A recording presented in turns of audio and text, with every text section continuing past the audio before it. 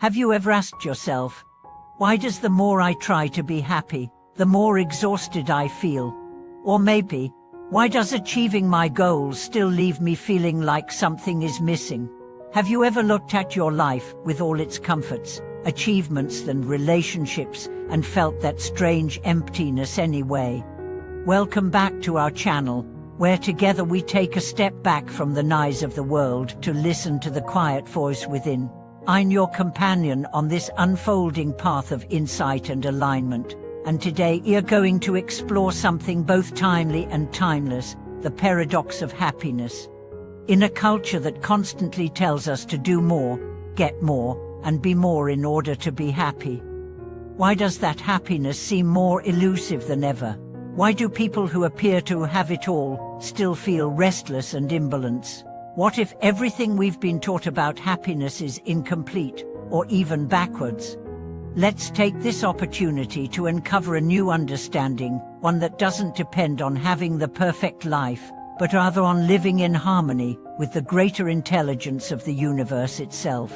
We'll walk through the common illusions we chase, and open the door to something far more enduring: peace that doesn't require proof, joy that doesn't depend on gain, and balance that doesn't come from control. Let's begin. Most of us have been trained to think of happiness as something we must pursue. The word pursuit itself implies distance. Happiness, then, is always just ahead, on the other side of a better job, the higher income, a soulmate, a thinner body, a bigger house, or a better version of ourselves. But the problem with this approach is not just that it's exhausting, it's that it's endless. Every time you arrive at a milestone, another appears. You hit one goal, and another one lights up in the distance. The cycle is perpetual, because the model is broken. Happiness, in this paradigm, is conditional. It is something to be earned, chased, and measured. But true happiness, deep, soul-level contentment, is not a reward. It's a state of harmony. And harmony does not come from acquisition. It comes from alignment. So what does alignment mean? It means living in tune with the rhythm of life itself, the natural, intelligent, cyclical dance of the universe. And this rhythm is not linear. It does not follow human timelines. It flows, it ebbs, it breathes. When we try to control it or force it to match our expectations, we create resistance. And resistance is suffering. Imagine a river. If you try to swim against it, you struggle. If you surrender and flow with it, you move with ease. The same is true with life. The more we resist what is, the more we suffer. The more we flow with what is, the more we begin to feel peace, not because everything is perfect, but because we are no longer fighting what is.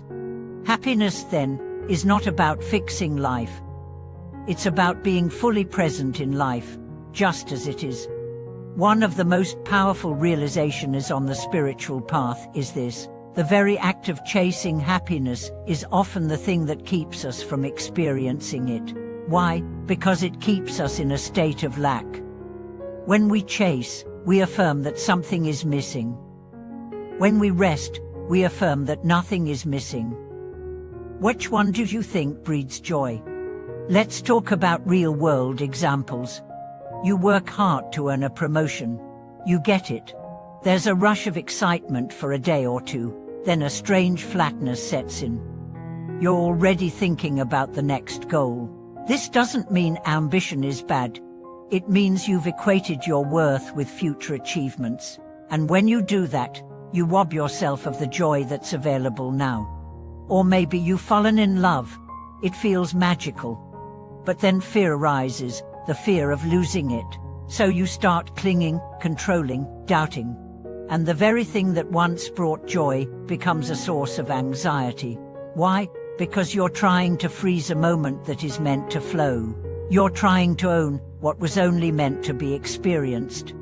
This is the core of imbalance, believing that happiness lies in holding on. But real happiness is in letting go. True joy is not a product of possession. It is a byproduct of presence. Let's go deeper.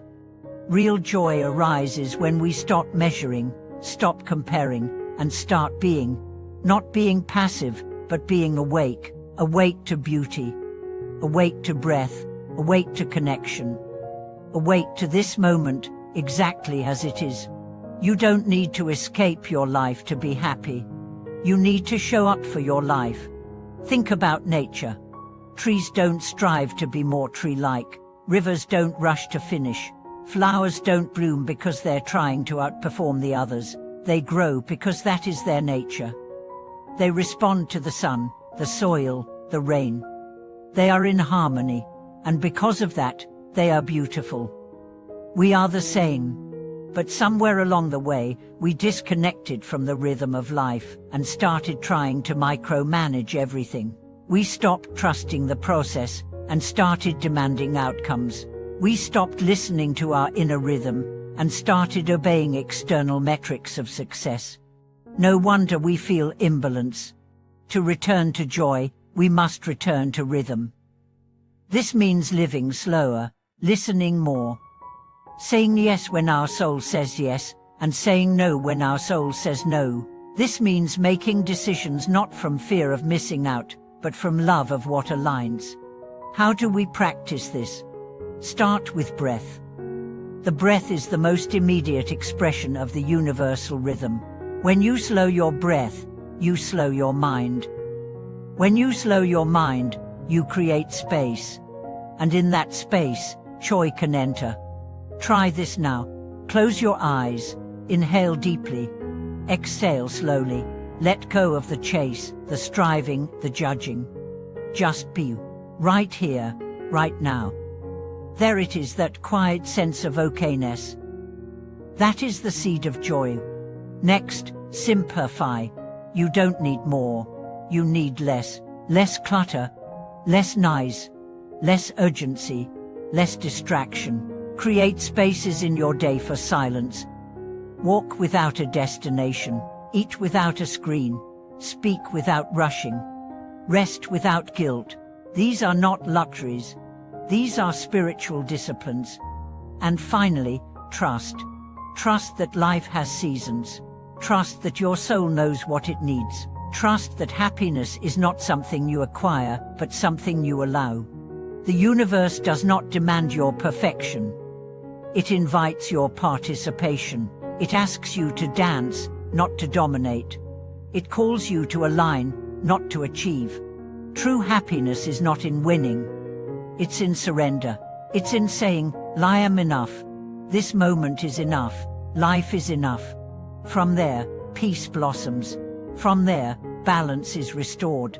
So the next time you feel the pressure to chase another goal, fix another flaw, or prove another point, pause, breathe, return, remember. You are not here to perform. You are here to live. You are not here to conquer happiness. You are here to become one with it. And you don't need to do more for that. You just need to be more present. Thank you for watching this video. If this message resonated with you, I invite you to share your story in the comments below. What has happiness meant to you? When have you felt most balanced? What helped you return to your center? Let's grow through each other's journeys. Like, subscribe, and hit the bell so you don't miss the next soul-deep conversation. Be still, be aware, be free.